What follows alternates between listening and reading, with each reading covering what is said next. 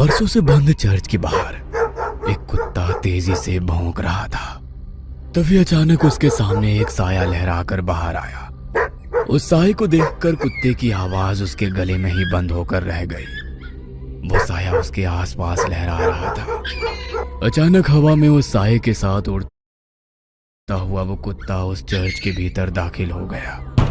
उसके भौंकने की आवाज अभी भी आ रही थी। कुछ देर के बाद हवा में उड़ता हुआ उसका शरीर वापस बाहर आया। इस बार उसके शरीर में प्राण नहीं थे। उसका पूरा शरीर सफेद था। मनाली शहर के बाहर एक पुराना चर्च बरसों से बंद था। उसके आसपास कोई भी नहीं जाता। कुछ दिनों के बाद कॉलेज के बच्चों की एक ट्रिप मनाली घूमने आई थी। रात के वक्त कॉलेज के कुछ बच्चे अपने टीचर को बिना बताए होटल से बाहर निकल गए। अरे यार, ये लोग तो हमें नर्सरी के बच्चों की तरह ट्रीट कर रहे हैं। ऐसे घूमने में क्या मजा आएगा। और नहीं तो क्या, यहाँ जाना है वहाँ नहीं जाना है, ऐसे करो वैसे करो, खाने का टाइम हो गया, सोने का टाइम हो गया। सोचा था लड़कियों के साथ मौज मस्ती करेंगे, मगर लड़कियों को तो दूसरे होटल में ठहरा दिया। यहाँ अकेले दीवारों के साथ सर फोड़ो। अब होटल से निकलने के बाद क्या करना है बताओ। करना क्या है, चलो ऐसे ही रोड पर घूमेंगे। तीनों दोस्त बातें करते हुए सुनसान सड़क पर चले जा रहे थे। कुछ दूर चलने के बाद वे लोग उस चर्च के बाहर पहुंच गए। देख, ये चर्च कितना सुंदर लग रहा है। हाँ, सुंदर तो है, मगर ऐसा लग रहा है कोई यहाँ आता जाता नहीं है। शायद कोई पुराना चर्च है। अंदर चलकर देखते हैं। अंदर जाकर?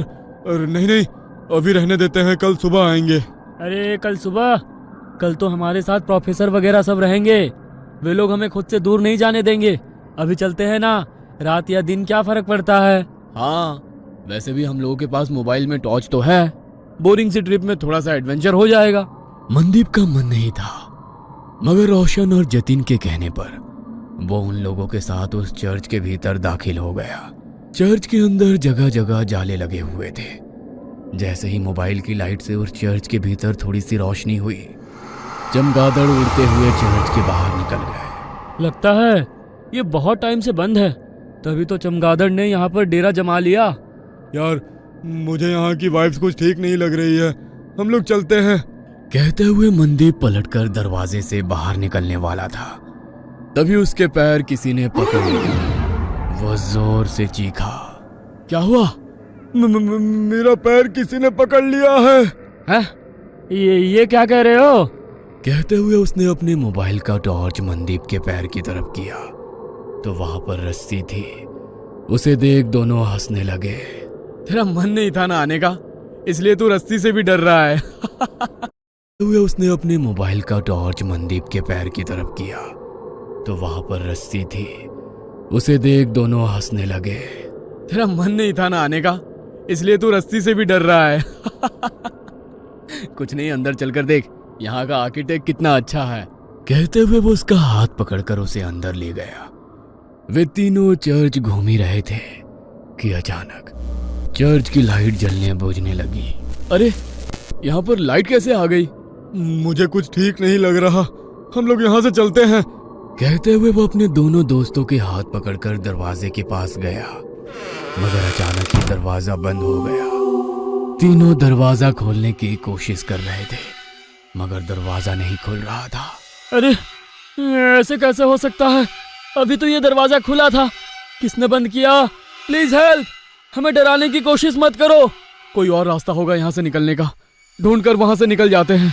कहते हुए जतिन जैसे ही पलटा, दहशत के कारण उसकी आंखें फटी की फटी रह गई। उसने देखा उसके सामने एक नन खड़ी हुई थी। वो अपनी बड़ी बड़ी लाल आंखों से उन लोगों को घूरने लगी।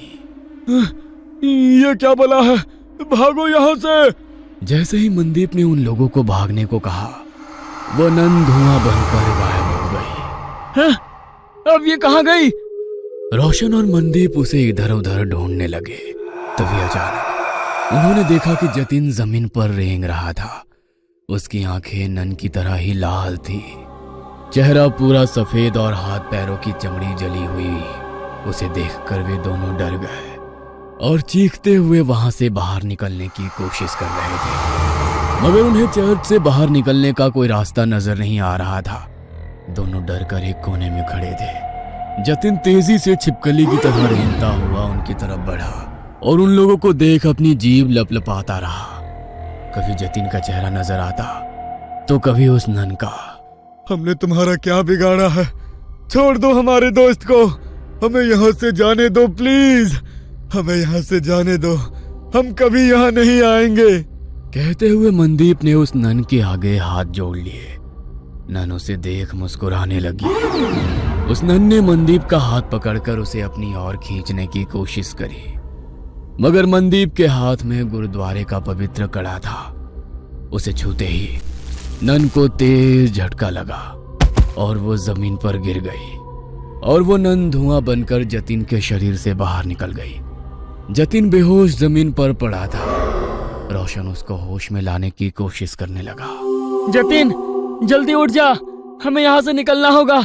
जतिन प्लीज उठ जा। तुम लोगों को क्या लगता है कि तुम लोग इससे बच सकते हो? नहीं, तुम लोग अब उसके शिकार हो। यहां से बचकर नहीं जा सकते हो। वैसे भी यहां कोई नहीं आता। यहां गलती से कोई जानवर भी आ जाता है तो वो उसे नहीं छोड़ती। फिर तुम लोग तो इंसान हो, तुम लोगों का मरना तय है। मगर ना जाने क्यों मुझे आज ऐसा लग रहा है कुछ अलग होने वाला है। फादर कुछ और कह पाते उसके पहले ही उसने रोशन का गला पकड़ लिया। उसकी सांसें घूटने लगी।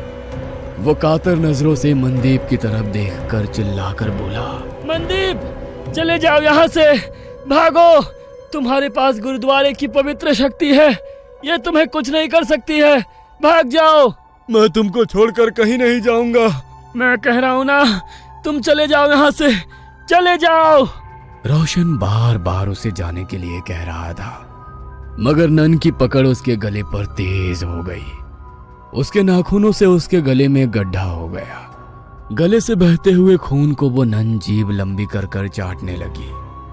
रोशन छटपटा रहा था। मनदीप को समझ में नहीं आ रहा था कि वो क्या करे। एक और वो नन तो दूसरी तरफ उसके दोस्त। तभी उसके दिमाग में एक विचार आया। उसने अपने हाथ का कड़ा निकाला और एक हाथ में कड़ा और दूसरे हाथ में कृपाण ले वो जोर से बोला, वाहेगुरु जी का खालसा, वाहेगुरु जी की फतेह। जो बोले सो निहाल, सत श्री अकाल। मनदीप ने वो कड़ा नन के हाथों में डाला और सीने में कृपाण डाली। वो नन छटपटाने लगी। उसने रोशन की गर्दन छोड़ दी।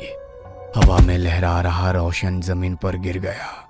उस नन के सीने से काला गाढ़ा सा अजीब पदार्थ बह रहा था। जतिन अभी तक बेहोश था। मनदीप को मदद चाहिए थी, मगर उसके पास मदद के लिए कोई नहीं था। उसकी नजर यीशु की मूर्ति पर पड़ी। हे यीशु, मुझे तेरी प्रार्थना नहीं आती है, मगर तेरे घर में शैतान तेरे बंदों पर कैसे हावी हो सकता है? हमारी मदद करो। कहते हुए उसकी आंखों में आंसू आ गए। तभी एक चमत्कार हुआ और बरसों से बंद वो चर्च अचानक से रोशन हो गया। फादर ने दो नन को बुलाया।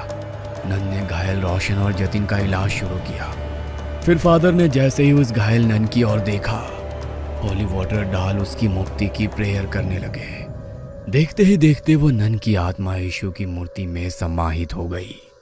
आज तुम्हारे साहस और सूझबूझ से बरसों से भटकती उस नन की आत्मा को मुक्ति मिल गई। God bless you my child. तुम्हारे दोस्त अब ठीक हैं। कल सुबह तक उन लोगों को कुछ भी याद नहीं रहेगा। अब तुम लोग यहाँ से चले जाओ और आज की घटना का जिक्र किसी से भी मत करना। फादर के कहने पर मनदीप अपने दोस्तों के साथ होटल वापस आ गया। अगले दिन वे लोग जब मनाली घूमने के लिए निकले तो उसके दोस्त सब कुछ भूल चुके थे, मगर मनदीप उस खौफनाक रात को उम्र भर नहीं भूल सकता था। वो अपने साथियों के साथ उसी जगह से निकला तो मनदीप को कोई चर्च नजर नहीं आया। बस दूर खड़े वो फादर उसे देखकर मुस्कुरा रहे थे।